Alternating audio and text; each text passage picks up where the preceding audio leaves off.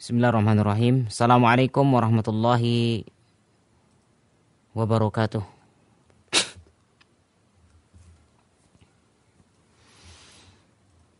Alhamdulillahi rabbil alamin. Alladzi khalaqal mauta wal hayata liyabluwakum ayyukum ahsanu amala wa huwal azizul ghafur. Alladzi khalaqa sab'a samawatin tibaqa ma tara fi khalqir rahmati min tafawut farji'il basara hal tara min futur. Wassalatu wassalamu ala rasulillah wa ala alihi wa ashabihi wa mawalah amma ba'du.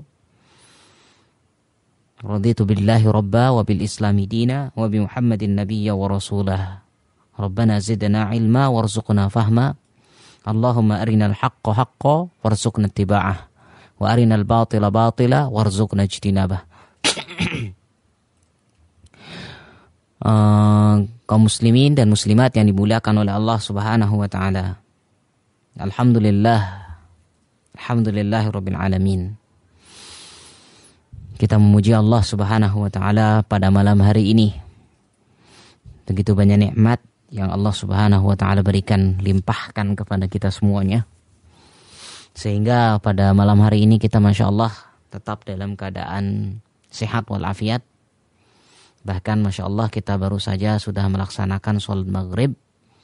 Untuk yang laki-laki bahkan berjamaah. Mudah-mudahan Allah Subhanahu wa ta'ala menerima seluruh amal ibadah kita. Amin ya rabbal alamin. Yang kedua, salawat dan salam semoga selalu terlimpah curahkan kepada junjungan kita semua. Suri tauladan kita, dialah Nabi Muhammad sallallahu alaihi wasallam.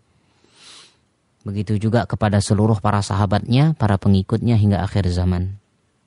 Kaum muslimin dan muslimat, sebagaimana biasa kami selalu mengingatkan pada hari ini karena malam Jumat, maka disunnahkan untuk membaca surat Al-Kahfi, kemudian memperbanyak sholawat kepada Nabi Sallallahu Alaihi Wasallam, kemudian kita juga berdoa, ya banyak baca doa. Mudah-mudahan Allah Subhanahu Wa Taala melindungi kita semuanya, ya amin. Kaum muslimin dan muslimat yang dimuliakan oleh Allah Subhanahu wa taala, kita lanjutkan kembali masih dalam kitab Al-Arba'in An-Nawawiyah, syarah Al-Arba'in An-Nawawiyah yang disyarah oleh Syekh Shalih Al-Utsaimin rahimahullah. Baik. Kita lanjutkan kembali yaitu tentang min fawaidil hadis, masih pada hadis yang pertama yaitu hadis tentang niat. Min fawaidil hadis, termasuk dari faedah yang hadis yang kelima, yaitu apa?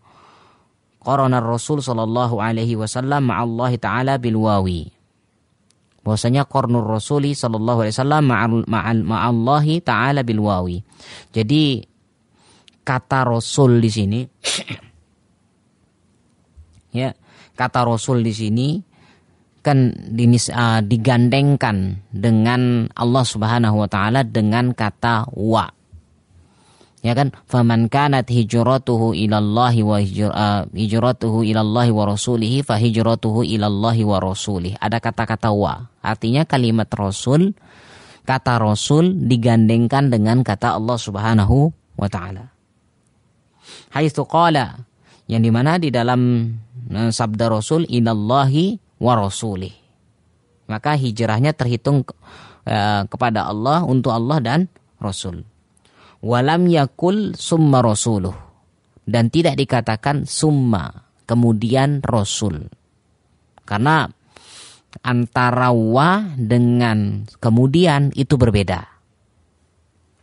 ya kan?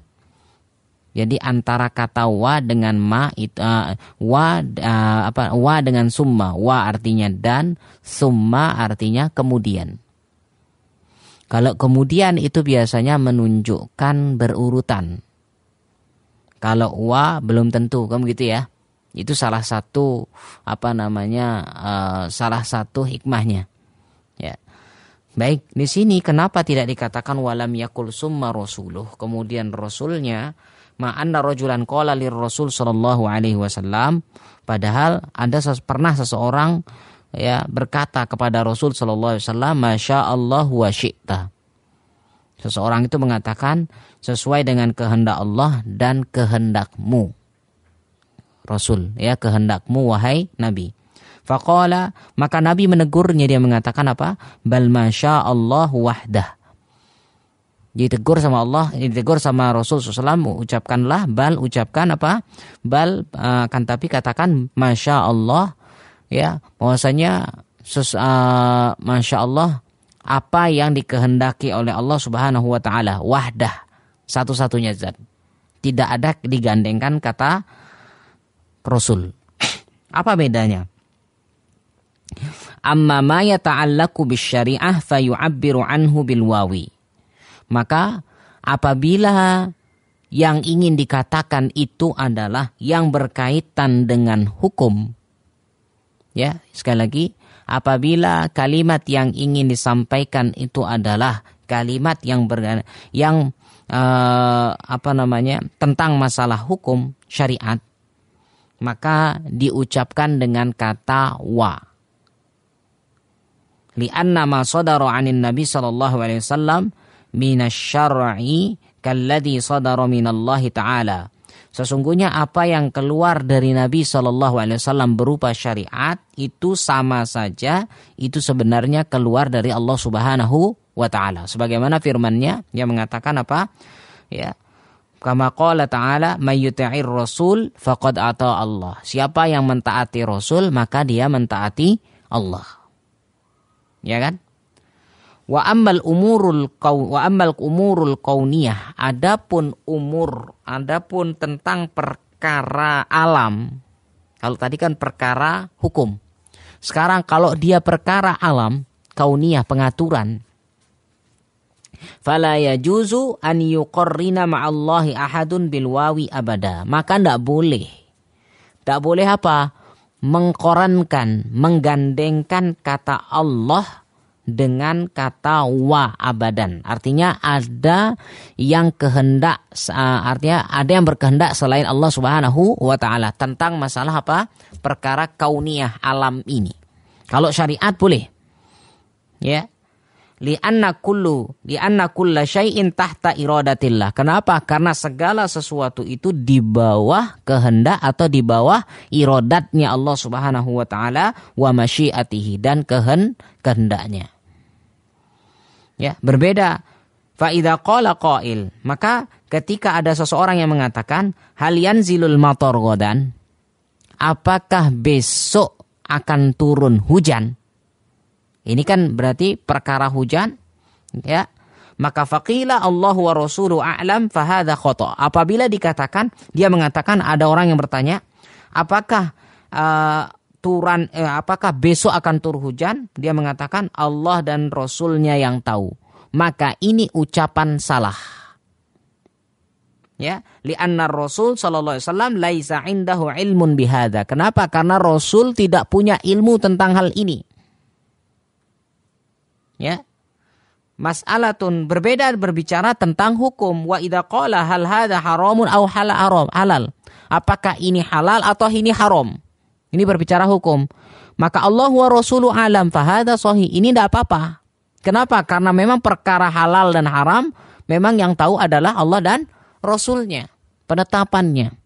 Tapi berbicara tentang kauniyah, berbicara tentang alam, tidak boleh menggandengkan nama Allah dengan makhluk.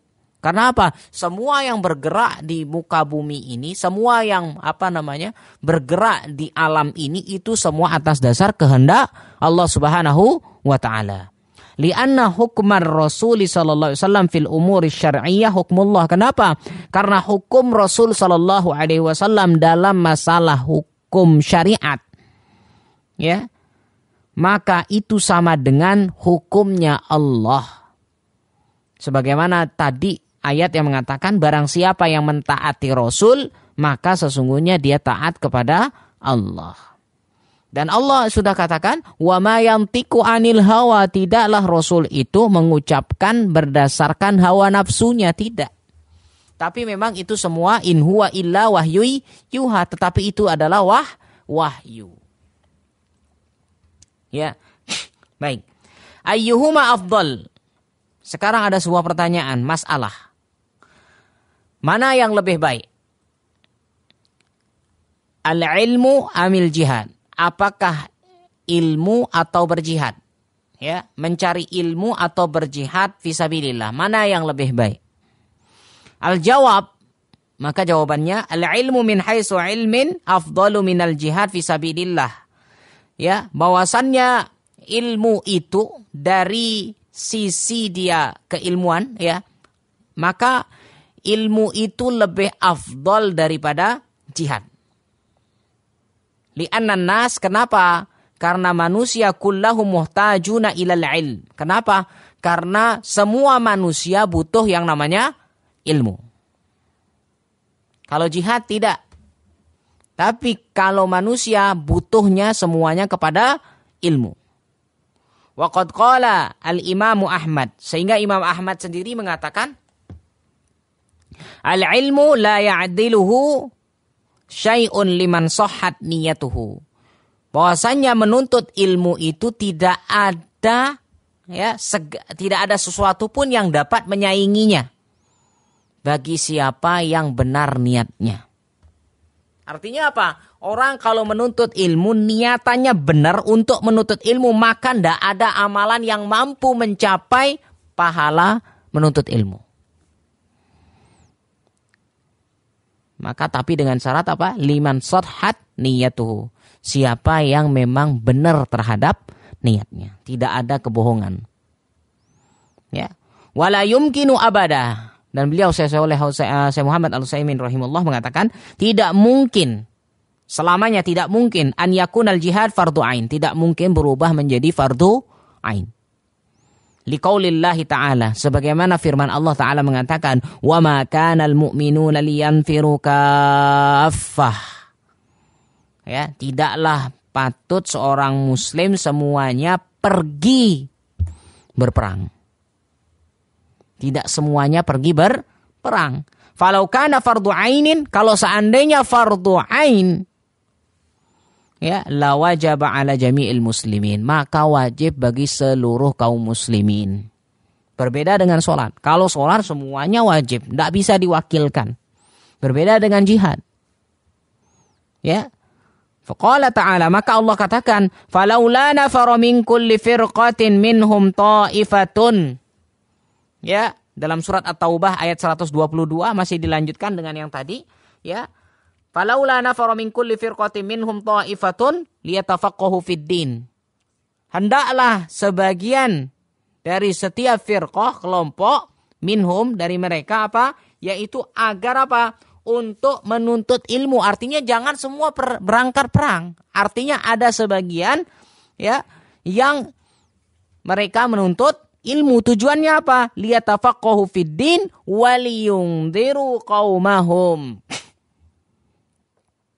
Untuk apa? Memberikan inzar, memberikan peringatan bagi kaumnya idza raja'u, ketika dia pulang. Artinya orang menuntut ilmu, sejauh-jauh dia menuntut ilmu, ya, ayat ini seakan-akan mengajarkan sejauh-jauh orang yang menuntut ilmu, maka hendaklah dia balik kembali ke kaumnya. Sebagaimana ayat tadi, liyatafaqahu fiddin, sebagian mereka belajar, ya, dalam belajar agama ini untuk apa? Untuk memperingatkan kaumnya ketika pulang kepada mereka, kembali kepada kaumnya, la'allahum yahdharun. Supaya mereka istilahnya menjadi takut. Supaya mereka ingat kembali. Ini artinya apa? Bahwasanya orang yang jauh-jauh sekolah kemanapun, ingatlah kembali ke kampung. Apalagi yang dipelajari masalah agama. Apalagi yang di rumah kalau masih banyak, masih banyak hal-hal yang harus diperbaiki, maka yang terbaik itu adalah harus kembali ke daerahnya. Ya. Jangan malah bikin pos, ya, tetap di sana, tetap dan sebagainya. Hendaklah dia kembali apabila memang kaumnya sangat-sangat membutuhkan. Karena orang yang memahami dakwah daerah tersebut adalah memang ahli penduduknya. Siapa? Penduduk orang tersebut. Ya. Maka di sini diajarkan bahwasanya hukum jihad itu tidaklah fardu ain. Sehingga kata Allah, hendaklah sebagian, tidak semua pergi berperang, tapi sebagiannya itu harus belajar. Walakin biikhtilafil fa'il, akan tetapi memang biikhtilafil fa'il, tergantung dari fa'il, pelakunya, wakhtilafiz zaman. Dan ya, perbedaan pelaku dan perbedaan waktu. Qad naqulu li syakhsin, kadang-kadang kita katakan kepada seseorang al-afdalu fil haqiqal jihad. Ya, kita melihat orangnya dulu. Ya, kadang-kadang kita katakan, "Oh, kalau kamu ini cocoknya jihad." Kenapa? Ya. Kenapa? Oh, kamu badannya besar, ototnya kuat dan sebagainya. Wal akhar, dan kadang-kadang kita mengatakan kepada yang lain, kalau tadi ke A, kita katakan ke yang B apa? Fi haqqika al-ilm. Kamu cocoknya menuntut ilmu. Lebih baik kamu menuntut ilmu daripada berjihad. Fa idza kana syuja'an qawiyan nasyitan, ya, apabila dia adalah orang yang pemberani, kuat dan istilahnya nasyiton, rajin, walaisa bidzaka dzaki, istilahnya secara EQ lah. Secara EQ agak, ya artinya tidak terlalu cepat menangkap ilmu, maka untuk orang seperti ini bisa dikatakan yang lebih baik baginya adalah jihad. Fa idza kana syuja'an, fa idza kana dzakiyan, adapun wa idza kana dzakiyan, apabila dia memang kita tahu, oh orang ini cerdas. Ternyata orang ini hafiz, cepat ngapal Al-Qur'an, qawiyul hujjah, bahkan pintar mengeluarkan hujjah, pintar mengeluarkan dalil lah. Ya. Maka fal afdal lahu al-ilm, maka yang lebih baik bagi orang ini adalah untuk menuntut ilmu. Wa hadza bi'tibaril fa'il. Ini dilihat dari sisi subjeknya, pelakunya. Dilihat dari karakter orangnya. Oh, orang ini tidak cocok ini. Ini cocoknya jihad. Sehingga tidak bisa orang semua dipukul rata. Oh, kamu harus jihad. Oh, kamu harus menuntut ilmu. Tidak, tapi dilihat dari masing-masing orangnya. Ini yang pertama. Amma bi'tibari zaman, adapun kalau dilihat secara zaman, yang diambil adalah zamannya, fa innana idza kunna fi zamanin, apabila kita berada pada zaman yang fihil ulama, fihi kasura fihil ulama, banyaknya para ulama, wahtajatis sugur ila murabitina, sedangkan butuh yang namanya istilahnya pertahanan negara. Ya. Fal afdal al jihad. Maka yang lebih baik adalah jihad. Kenapa? Karena ulamanya sudah banyak. Sedangkan pertahanan negara, istilahnya TNI dan sebagainya itu kurang. Maka lebih baik dia masuk ke dalam hal ini. Ya. Wa in kunna fi zamanin, akan tetapi ketika kita fi zamanin tafashsha fihil jahal, yang banyak, ya, di zaman yang kita saat ini apabila lebih banyak kebodohan, wa bada'atil bid'ah, dan banyak muncul kebid'ahan, tazharu fil mujtama, yang sangat-sangat jelas di kalangan masyarakat, wa tantashiru, bahkan tersebar kebid'ah ini, fal ilmu afdal, maka menuntut ilmu lebih baik. Ini kalau dilihat ke zaman. Ya, wa hunaka salah satu umur tahattama ala talabil ilmi. Maka di sana ada 3 perkara yang istilahnya menjadi acuan bagi para penuntut ilmu.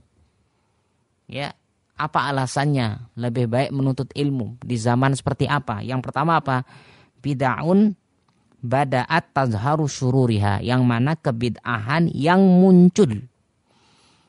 Yang muncul Bada'at sudah mulai muncul, tazharu syururuha, bahkan terlihat keburukannya. Sangat jelas keburukannya, sangat merusak. Ini kondisi. Yang kedua al-ifta' bi ghairi ilm, banyaknya orang yang berfatwa tanpa dasar ilmu. Ya, banyaknya orang yang berfatwa tanpa dasar ilmu. Ya, kemudian yang ketiga, jidal kasirun fi masailin bighairin. Dan banyaknya bermunculan apa? Jidal. Perdebatan tapi tanpa dasar keilmuan. Ya, maka di sini Masya Allah menuntut ilmu lebih baik. Kenapa? Munculnya bid'ah. Ya, munculnya bid'ah, bahkan dengan adanya bid'ah ini muncullah yang namanya apa? Keburukan-keburukan yang lebih besar. Yang kedua apa? Banyaknya fatwa-fatwa yang tanpa didasari dengan keilmuan. Yang ketiga apa? Munculnya apa? Perdebatan yang tanpa dasar ilmu. Masalahnya besar. Tapi apa? Subhanallah. Banyak orang yang berbicara dalam hal ini. Kalau kita lihat di Facebook, Masya Allah, satu permasalahan semuanya ikut. Semuanya ikut komentar, mulai memunculkan. Kalau menurut saya begini, semua. Ya, yang dagang soto, yang dagang mie, yang dagang ini, semuanya ikut berbicara. Seakan-akan subhanallah, belajarnya baru. Ya, belajarnya hanya beberapa kali kajian dan sebagainya, mohon maaf, mulai ikut berbicara dalam hal agama, apalagi masalah yang sangat besar. Ini sama seperti orang yang belajar karate. Kalau kita lihat, mana biasanya yang lebih banyak, yang ingin mencari perhatian, yang ingin mencari, istilahnya merasa kuat. Orang yang sabuknya putih atau yang sabuknya hitam. Ya. Berbeda sikapnya orang yang sabuknya putih dengan sabuknya hitam. Apalagi sabuk hitam yang danpat. Biasanya orang yang sering nantangi, itu biasanya orang yang baru belajar, yang baru sabuk putih. Semuanya pingin diajak berkelahi. Coba perhatikan orang yang sabuk hitam dan bahkan sudah danpat dan sebagainya. Ya Masya Allah, jalannya biasa. Bahkan tidak ada dari luar fisiknya tidak ada menunjukkan dia ahli bela diri. Ya, tapi Masya Allah ketika buat masalah sama dia atau diajak berkelahi, subhanallah. Beda sama orang yang sabuk putih, Masya Allah bicaranya luar biasa besarnya.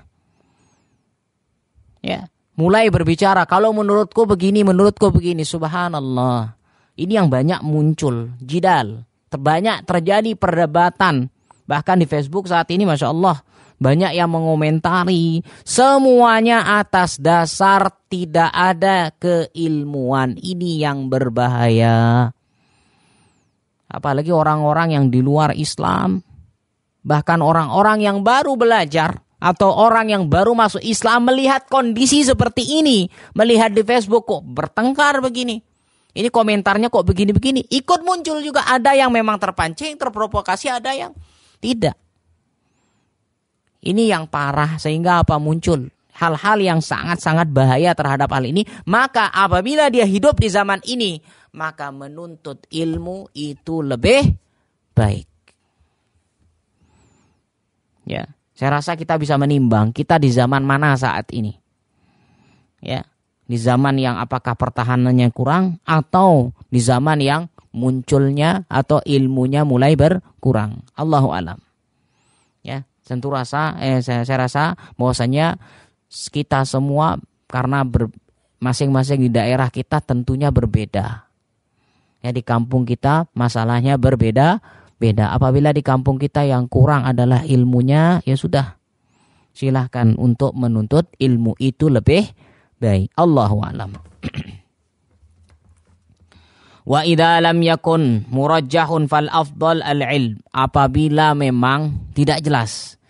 Ini pertahanan butuh, orang yang belajar juga butuh. Ya, tidak jelas mana ya. Satu sisi ini butuh, satu sisi tidak, terjadi tidak kejelasan, maka pada umumnya menuntut ilmu lebih baik. Allahu a'lam. Kemudian min fawaidil hadis, termasuk faedah yang keenam dari hadis yang pertama tadi tentang masalah niat. Annal hijrata minal a'malis salihati li'annaha yuqsadu biha Allahu wa rasuluh. Bahwasannya sesungguhnya hijrah itu adalah termasuk amalan soleh, termasuk amalan yang baik. Ya, jadi hijrah itu adalah termasuk amalan yang baik. Kenapa? Karena dia dimaksudkan untuk Allah dan Rasul. Jadi dia hijrahnya lillahi ta'ala. Bukan karena ikut-ikutan dan sebagainya. Oh, teman saya sudah hijrah, saya ikut Tidak. Tapi karena lillah, hanya untuk Allah. Wa kullu amalin, dan setiap amal yuqsadu bihillah wa rasulahu, ya, yang dimaksudkan untuk Allah dan Rasulnya, fa innahu minal a'malis salihah, maka itu termasuk amal yang soleh. Li annaka qasadta at-taqarrub ilallah. Kenapa? Karena kita bermaksud untuk mendekatkan diri kepada Allah, wa taqarrub ilallahi huwal ibadah. Kenapa? Karena mendekat kepada Allah Subhanahu wa taala adalah termasuk perkara ibadah. Mas'alatun, ada sebuah pertanyaan lagi.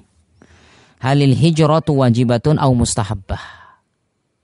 Apakah hijrah itu hukumnya wajib atau disunnahkan, dianjurkan? Baik. Ya. Kita sekarang berada di suatu daerah nih. Kira-kira hukum hijrah kita keluar dari daerah tersebut bagaimana? Apakah wajib, apakah dianjurkan, apakah haram? Ya, karena tidak semua hijrah itu bisa bermakna wajib. Baik. Fihi tafsil, maka perlu dirinci. Fa idza kana al-insanu yastati'u an yadhhara dinahu, apabila seorang orang muslim, orang yang beriman itu bisa menampilkan agamanya, bebas menjalankan agamanya, ya, agama Islam ini. Jadi syariatnya, sholatnya, jumatan, sholat id, puasa, bebas menjalankan ibadah. Wa an yu'linahu, bahkan bisa mengumumkannya. Wala yajid man yamna'uhu min dzalika, dan tidak didapatkan ada yang melarang. Artinya boleh, ya, apabila pemerintahnya istilahnya silahkan. Mau sholat monggo, mau jumatan silahkan. Tidak ada yang menghalangi. Ya. Fal hijratu huna mustahabbah. Maka hijrah di sini hukumnya mustahabbah, dianjurkan. Maksudnya apa? Min biladil kufri, dari bilad, dari negara kafir. Apabila dia berada di daerah negara kafir, ternyata apa? Di sana tetap diberikan sholat, tetap artinya dikasih pokoknya ibadah tetap, ya, tidak dilarang. Ya, dia didiam di negeri kafir tersebut, maka hijrahnya dia ke wilayah kaum muslimin itu hukumnya mustahabbah, dianjurkan. Wa in kana la yastati'u, akan tetapi apabila tidak bisa, ya, tidak bisa mengumumkan, ya, atau tidak bisa melaksanakan syariat Islam di daerah atau di negaranya tersebut, maka hijrah di sini hukumnya wajib. Wa hadza huwa dhabit, inilah yang menjadi patokan lil mustahib wal wajib. Apakah dia dianjurkan atau wajib? Dilihat dulu. Ingat, hijrah di sini adalah dari negara kafir menuju negara muslim. Berarti kalau seandainya dia menjalankan agama itu bebas, tidak ada yang melarang, maka hijrahnya dia dari negara kafir menuju negara Islam itu hukumnya dianjurkan saja, tidak wajib. Tapi ternyata kalau dilarang melakukan ibadah-ibadah, ya, tidak dikasih sholat, tidak dikasih jumatan dan sebagainya, maka hijrah di sini hukumnya wajib. Wa hadza yakunu fil biladil kafirah. Akan tetapi ingat, poinnya adalah ini apabila dia bertempat tinggal di atau berdomisili di negeri kafir. Amma biladil fasiqah, adapun di negara yang fasik. Ya, wahiyallati tu'linul fisqa wa tazharuhu, yang mana banyak kefasikan di dalamnya. Bukan kafir loh, tapi negeri fasik. Fa inna naqul in khafal insan ala nafsi an yanzaliqa fiha fima inzalaqa fi ahlul balad fahunal hijrah wajibah. Karena di sana kan banyak kefasikannya nih. Di daerah tersebut banyak kefasikan. Apabila muslim tersebut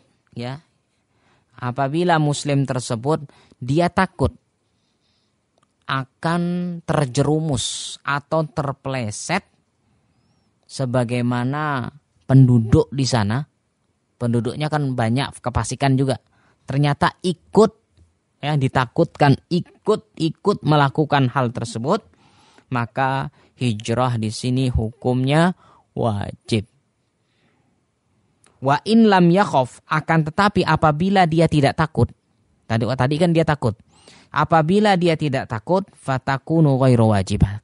Dia tidak takut, artinya berusaha untuk merubah. Ya, apabila dia tidak takut, maka hukumnya tidak wajib. Bal naqulu in kana fi baqaihi islah. Bahkan kita katakan bahwa Syekh Utsaimin rahimahullah mengatakan, bahkan kita katakan sesungguhnya in kana fi baqaihi islah. Ya, apabila justru dengan tetapnya dia di sana, diamnya dia di sana, itu bisa mendatangkan kemaslahatan, kebaikan bagi penduduk tersebut. Fabaqa'uhu wajib. Maka diamnya orang Islam di sana hukumnya wajib li hajatil balad ilaihi fil islah. Kenapa? Karena negara butuh terhadap orang muslim yang ingin memperbaiki. Maka di sini dia tidak takut, dia justru optimis, saya bisa. Maka ini wajib bagi dia. Dia tidak boleh pergi dari sana. Ya, wal amru bil ma'ruf. Yang mana negara itu butuh orang yang bisa berbuat amar ma'ruf wa nahi mungkar. Wal gharib anna ba'dhum, dan yang sangat-sangat asing, ya, anna ba'dhum yuhajiru min biladil Islam ila biladil kufur. Yang sedikit aneh bahwasanya ada orang yang hijrah dari negeri Islam, pindah dari negeri Islam menuju negeri kafir, malah betah di sana. Ya. Wa idza hajaru ahlul islah min biladil Islam, ya, bahwasanya apabila orang yang memang bisa memperbaiki itu malah pergi dari negara Islam, manilladzi yabqa yunkiru ala ahlil fasad. Terus siapa lagi nanti yang istilahnya memberikan peringatan kepada orang-orang yang rusak? Kalau orang yang baik di sini malah pergi.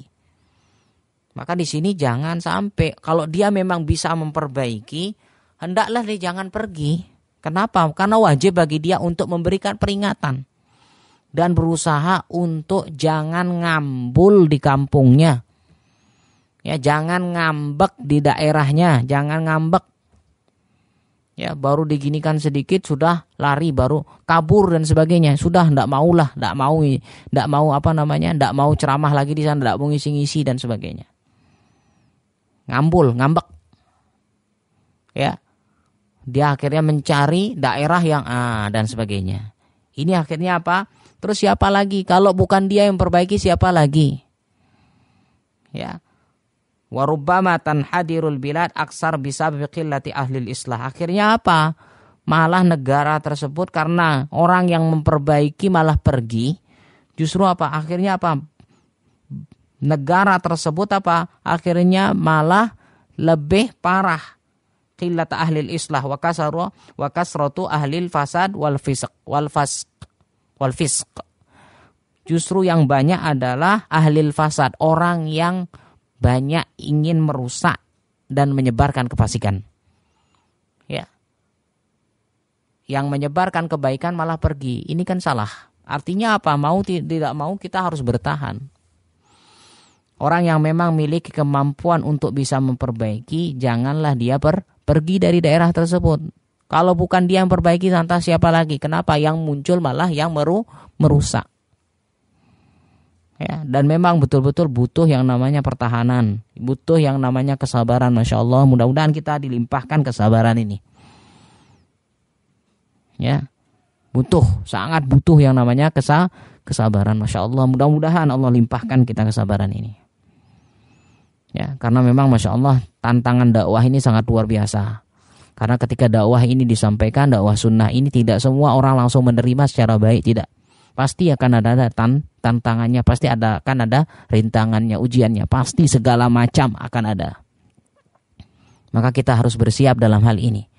Kita tidak boleh menyerah. Mudah-mudahan Allah Subhanahu wa taala selalu melindungi dakwah ini. Amin ya rabbal alamin. Demikian mungkin karena 1 menit lagi Isya.